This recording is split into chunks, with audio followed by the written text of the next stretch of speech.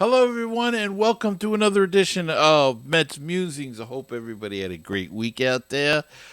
Better week than Buck Showalter. Buck Showalter will not be returning as Mets manager next season. That's it. Buck is out. The Mets announced before Sunday's final game with the Philadelphia Phillies, final game of the season, that Buck was going to be replaced. Buck did manage that game, got a standing ovation.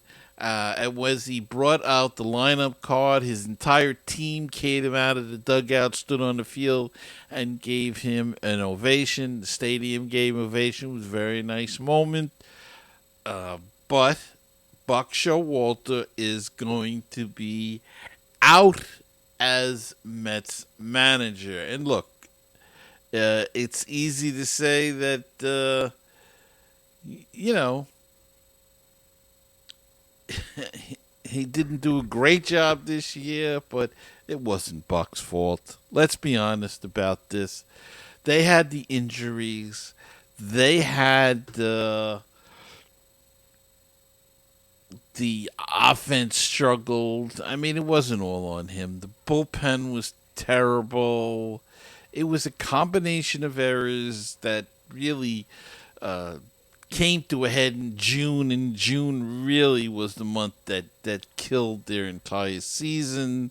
And then, of course, the trading deadline, and there was a letdown after that. But they, look, the last month or so, they didn't play great, but they played better, and they had some fight to them at least, and they were spunky. And I think they have to capture part of that and build on it and bring in some players where they need to. We'll talk about that a little bit later. But it wasn't Buck's fault. Let's be honest. He did what he could with what he had, and you can understand it. The Mets talked about it afterwards and said that they're going in a new direction. After the game, Steve Cohen met with the press, said they're going in a different direction, and the usual yada yada yada stuff. But Monday there was a big press conference, and they announced that David Stern was coming on as the president of baseball operations. So David's in and Buck is out. It's another reason you want him to start fresh. You want him perhaps to bring in his own man. Uh, it's a good move by the Mets bringing in David Stern because they needed somebody to be in charge there, to take charge. He's still a fairly young man. He built a good organization in Milwaukee. They have become contenders every year, and they have a good farm system set up. He had a lot to do with that. So, it's a good move on the Mets' part getting him. They coveted him for the last few years, and now his contract is up, and he was able to change teams, and here he is back home in New York with the Mets. So we'll see the impact that he is going to have on this team, over this winter. So we'll see. He's got a laundry list probably of things he has to get done. First of all, will be the manager's job. Now, there have been names bandied about in the press that the usual suspects, I guess you might say. Who are they? Carlos Beltran's name has come up again. As you recall, he was hired by the Mets as a manager and let go rather quickly due to the Houston scandal. That news broke, and he was out. They could bring. It was a few years ago now. It's got to be 4 or 5 years. So the dust is cleared. He could be brought back into the mix. Joe McEwing, a former Met, who has been talked about before and has aspirations to manage. Bob Melvin with San Diego. It's not a good situation out there. They have struggled, even though they've spent a lot of money and tied up a lot of players. It has not worked out for them. So Bob Melvin could be a possibility. Eduardo Perez name has come up again. Joe Espada. And the odds on Ron Washington from Atlanta. But the odds on favorite is, of course, Craig Counsell, who was with David Stern in Milwaukee and could be his guy. His contract is up. He has not signed a new contract. He could either sign with Milwaukee, he could come to New York if he wants a challenge. He could take a year off. He has suggested at that as well to watch his kids play ball in college.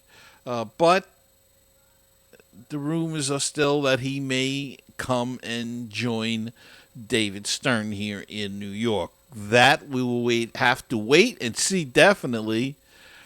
Because a few of the guys who the Mets have on their list or who speculated to be on their lists, they're in the playoffs. Milwaukee, Atlanta, Houston. So they they may not be able to talk to some of these guys until after they get eliminated or the playoffs are over, depending upon who it is and who they want to talk to. But I'm sure they're working hard at compiling a list and talking to whoever they can talk to, getting the bid, getting them interviewed and all set up and go from there. But Buck is out and David Stern is in as the new era of the Mets, I guess, begins again. Another new era starting up once again for the Metsies. But it makes a lot of sense if you bring in a new baseball guy, president of baseball operations. It makes sense to let him have the manager, to hire the manager, somebody he feels confident with. Usually in these situations, you might see the general manager or the guy may come in, be the president and general manager. The Mets are separating the two. And usually you see he may bring in his own general manager, but he knows Epler. He's worked with him, so I don't think there's going to be a problem there. Everybody seems to be on the same page as well. They both want to build a farm system. He did it in Milwaukee. David Stern did. And this is what their direction is. It'll be interesting to see whether he does what he does with a bigger budget. He's never had that kind of budget before. So we'll have to see how that affects his decision making. But they do want to cut back as well. So it's all speculative at this point as he takes over.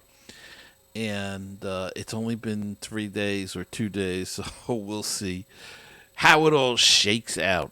All right, let's take a quick break. And when we come back, we'll discuss a little bit of what the Mets need to do. We've done it the last few episodes, but I think it's interesting because it does change from time to time. So we'll look at it again. I'm sure we'll talk about it again in the future ad nauseum until things start to shake out and get loose. But take a listen to these messages, and I'll be here when they're done. Baseball and BBQ, your place for interesting baseball talk, opinions, and history. Baseball and BBQ, your place for barbecue recipes, tips, and interviews from the world of barbecue. If you like baseball and if you like barbecue, then tune in to Baseball and BBQ. Find us on iTunes, Stitcher, Google Play, and BaseballTalkRadio.com. Did you know that Baseball PhD can be heard on BaseballTalkRadio.com? Our shows rotate with other top baseball podcasts. Now don't forget, that's BaseballTalkRadio.com. With us, we'll help you get a PhD in life through baseball. With BaseballTalkRadio.com, you'll hear the rest of the excellent universe of baseball podcasts. Hello, baseball fans. You're listening to Baseball Talk Radio, the home of great baseball talk shows. At BaseballTalkRadio.com, you're going to find great shows like this one with the great Gary Mack and the MetsMusings podcast. And now back to the show.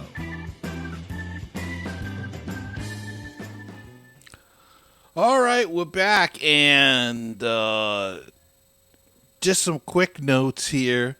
Last week's show, we mentioned about Brandon Nimmo undergoing an MRI in his right shoulder.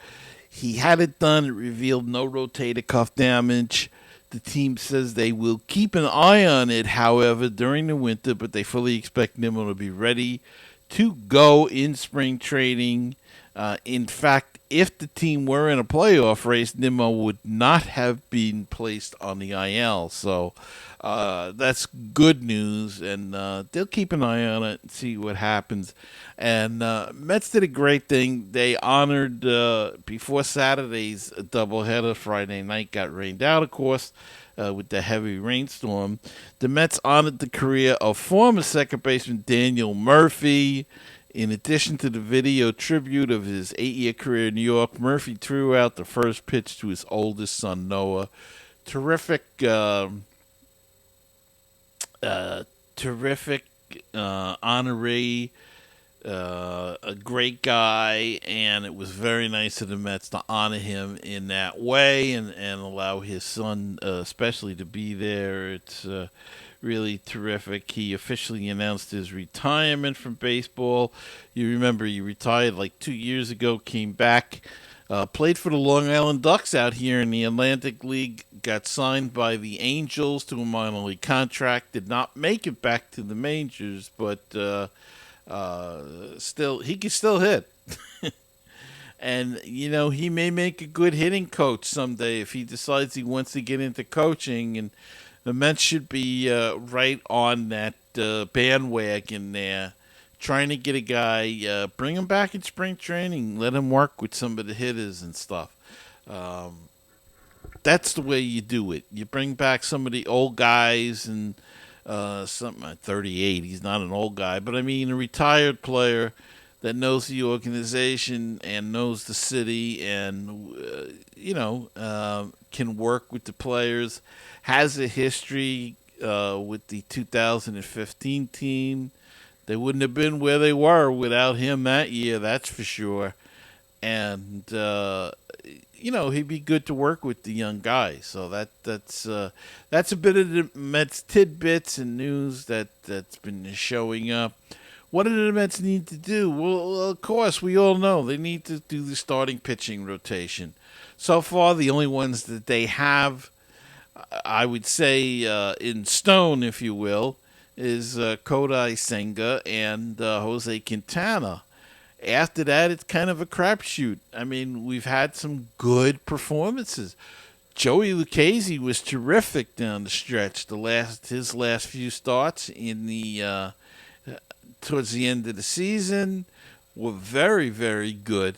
When he got recalled from the minors, he looked really good and really sharp. David Peterson looked really good in spots. Had a couple of rough spots. He's really a tough guy to figure, though. I mean, he'll pitch he'll pitch 8 innings of shutout ball or 6 innings of shutout ball, but you look and he'll have runners on base all the time. But he he was getting out of trouble a lot this year.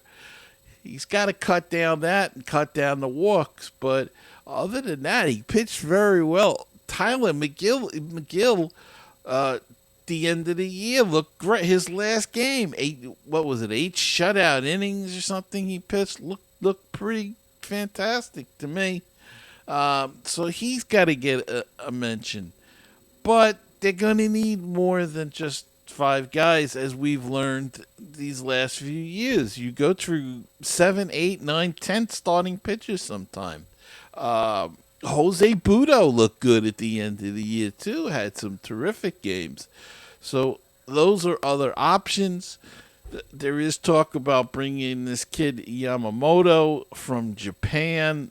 Kodai Senga could help them talk this guy into coming to the Mets if they're willing to spend the money, of course. And of course, there's always Shohei Ohtani, but he's not going to help you pitching next year. Let's keep that in mind. He has Tommy John surgery and will not pitch next year at all. He will be ready to be a designated hitter. Now, my question is, does that affect the big salary everybody was talking about? They were talking about this huge contract, but now how is that going to be affected? Because to me, the huge contract was for a pitcher designated hitter. Now you're just going to get a designated hitter for a year, and you don't know whether he'll be able to pitch again. You don't know. This is his second Tommy John surgery. You don't know if he's going to have the same kind of stuff when he comes back. The ball may not break as well. He may not have the same velocity. So, in essence, does that lower the contract for him? Or, or are you people going to gamble that he's going to come back and you pay him the astronomical contract that everybody thought he was going to get? It's an interesting situation. It's going to be a tough decision for any team that gets involved with it, including the Mets. If they decide they want to get in the Ohtani sweepstakes, then that is something that they're going to have to come to grips with and decide. Personally, I think he may be better off, and it may happen that he takes a 1-year contract for less money and then goes the free agent route the following year if he can show he can pitch a little bit and his value should stay the same. But yeah, and yes, he did play outfield a little bit, so there is that option as well. If he can't pitch, he can always move to the outfield and play every day. But then, will he be as good as hitter if he's playing in the field every day as well? So there's a lot of things to consider. It's not cut and dry at this point, and it's really the arm injury that threw this into a diva. I think it was clear before what people were going to get, and they were willing to pay the big money. Now, I would think with the arm operation, it changes the picture a little bit on Shohei. So we'll see how that works out as we go along. They could use another bat in the outfield or even the infield, but I think the infield's pretty well set. And the outfield could be well set as well, but there's some things you could move around. There's question marks. We don't know what you're going to get out of Marte. We don't know if he's shot. We don't know if these groin problems are going to really saddle him again next year. Or is he going to be the Starling Marte of 2022? We just don't know. Let's go back to San Diego and talk about their situation. There has been a rumor, Jeff Passan put it out, that it would be a scary idea if the Mets traded for Juan Soto and brought him in here. Is there a possibility they do match up better now? Being they made the acquisitions in the minor league and improved the minor league so much to the point now that they do match up with a lot of teams to bring in talent. Juan Soto's 24, but he's a free agent after next year. So would you give up talent, young talent, to bring him in? And boy, you better sign him then. You better sign him long term. So that's a possibility. How about a crazy trade? Alonso and Soto one up. How's that? San Diego needs a first baseman. Alonso fills the bill. We could use a right fielder. Soto would fill that bill. What does that mean for the Mets infield? Well, you could always, if you have an outfielder like Soto out there, that pushes McNeil back to second.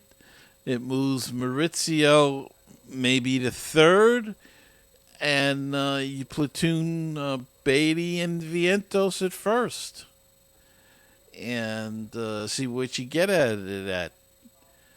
You're only losing about 12 home runs at that point with Alonso gone, and I'm sure you can make that up between Vientos and Beatty easy. So, that's something to consider. Look, it's not going to happen. Don't worry. It's just something I'm throwing out there that maybe they'll consider. And, San Diego's got to approve of that deal, too. They may not want to take it, but they're both free agents after that next season. So will they get more value out of Alonso next year or not? Well, it's all, it's just me talking.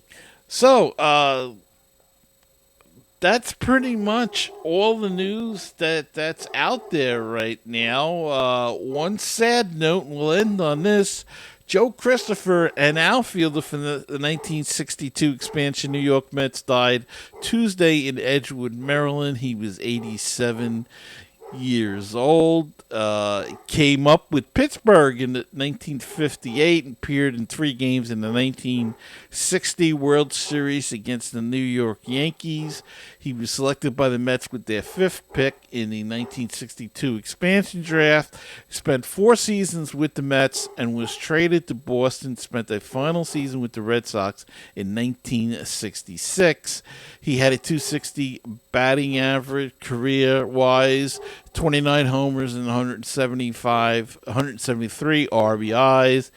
His death leaves only 10 living members of the 62 Mets.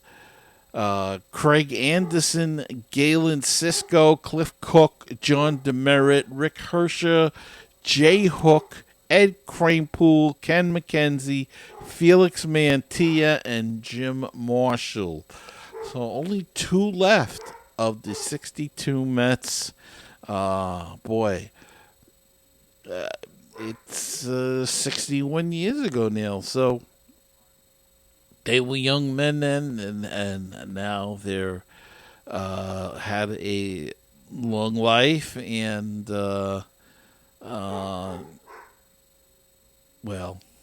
that's it. Let's just leave it at. Our sympathies go out to the Christopher family. May he rest in peace. And one of those living members of the 62 Mets we spoke to a couple of weeks ago, Ed Kranepool, was on this very show. You can catch that if you missed it. He was talking about his new book that's out. Go check it out. It's a terrific book. Ed Kranepool and Gary Kaschek, his co-author, who was on a couple of weeks ago as well. So you can go check out that interview as well. And that's going to wrap it up for this week's show. I hope you enjoyed it, and I hope you'll join me whenever a show comes out. Now with the postseason, it's going to be tough. May not get a lot of Mets news, so don't know. The show might go on an irregular schedule. We try to do it weekly, but with We'll see what happens. Let's just look at that. And for that reason, if you're watching on YouTube, you should hit the like button and subscribe button, as well as if you're listening to the audio, please do the same. That way you'll always know when a new edition of Mets Musings is coming out. And join our Facebook page, Mets Musings. We advertise there as well when a new episode comes out. So go check them out. Our Twitter feed as well. And I'm on Instagram. It'll all be down below if you need to know where to look. Or at Mets, just go to MetsMusings.com. Everything's on there that you need to know, including where to go if you'd like to support the show and donate to the show. So keep us going so we keep these fancy backgrounds and things going. And until next time, remember to keep the faith, stay optimistic, and let's go Mets. And I'm Gary Mack, and I'll see you next time on another edition of Mets Musings.